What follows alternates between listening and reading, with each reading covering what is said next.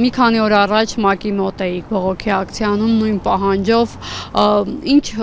ազդակներ է փոխանցվել, ինչ պատասխան եւ հիմա ինչ ակնկալիքով եք նույն բովանդակությունը փոխանցում ԵՄ դեսպանություն։ Բովանդակությունը ամբողջովին նույնը չէ, քանի որ ՄԱԿ-ի առաջ մենք ակցիան իրականացրել ենք մարդու իրավունքների պաշտպանության միջազգային օրվա կապակցությամբ եւ հիմնական շեշտադրումը կատարվել է Բաքվի բանտերում ապօրինաբար պահվող մեր քաղաքացին, մեր հայրենակիցների խնդրի ուղղությամբ։ Այստեղ շեշտադրումը կատարված է ավելի շատ Հայաստանի Հանրապետությունում ապօրինաբար բանտարկված քաղաքական հետապնդումների ենթարկվող հայրենակիցների խնդրի վերաբերյալ, բայց երկու հարցերն էլ մեր համար տարբեր հարթություններում չեն գտնվում, երկու հարցերն էլ խնդիրներն էլ մեր համար առաջնահերթություն են եւ պարբերաբար այն բարձրացրել ենք ուշադրության կենտրոնում պահել ենք միջազգային կազմակերպությունների հայաստանյան ներկայացությունների մոտ մեր պահանջը ներկայացրել ենք, շարունակելու ենք նաեւ այդպես հետագայում։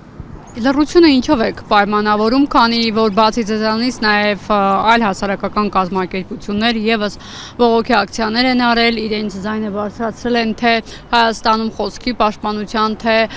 քաղբանտարկյալների վերաբերյալ, բայց ըստ էության արձագանք դեռ չկա։ Պարզ երկակի ստանդարտներ են, եթե նախորդ տարիներին, նախորդ իշխանությունների օրոք միջազգային ներկայացությունները, մասնավորապես Եվրոպական միությունը պարբերաբար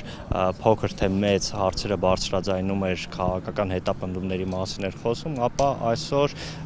ամբողջական լռություն է տիրում, սա այլ կերպ չենք կարող մեկնաբանել, մանավանդ եթե համադրում ենք եւ համատականներ ենք հասկացնում այլ երկրների օրինակների հետ, այլ կերպ չենք կարող մեկնաբանել, քան երկակի ստանդարտների կիրառում, ինչը եվրոպական առաջադեմ հանրույթի, պետությունների ու այս նշանակություն ունեցող միջազգային կազմակերպությունների կողմից կարծում եմ իրենց համար այնքան էլ վայել չէ։ Միտումը որն է, որ Հայաստանում,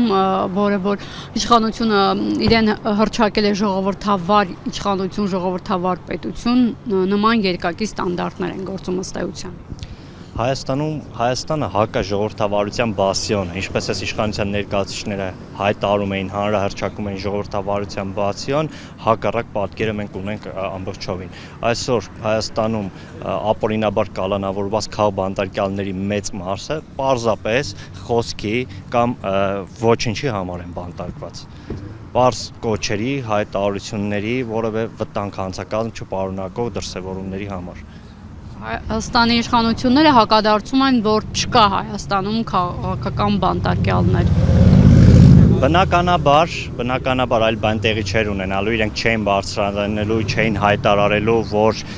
իրենք քաղաքական հալածանքների են ենթարկում հոգևոր հայրերին կամ ընդդիմադիր գործիչներին, բայց պայմանական օրինակ Միքայել Աջապահյանի դեպքում Միքայել Աջապահյանի կալանքը եւ դատավարությունը, այսինքն ընտրել պատժի ամենախիստ միջոցը սա ինչ է նշանակում։ Միքայել Աջապահյանի ազատության մեջ գտնվելը հանրության համար վտանգ է ներկայացնում, փախուստի վտանգ կա թե գործի քննությանը խոչընդոտելու վտանգ չկա։ Առավել եւս սրբազան հայրերի պարագայում այս վտանգը բացարձակապես չկա եւ եթե մենք ուշադրություն դարձնենք թե ովքեր են այս օրերին բանտարկված ապօրինի ազատության մեջ, կտեսնենք որ մեր հասարակության հանրության ամենապարկեշտ առաքինի երկրին հոգեվոր արժեքներին նվիրված շերտն է այսօր անազատության մեջ գտնվում։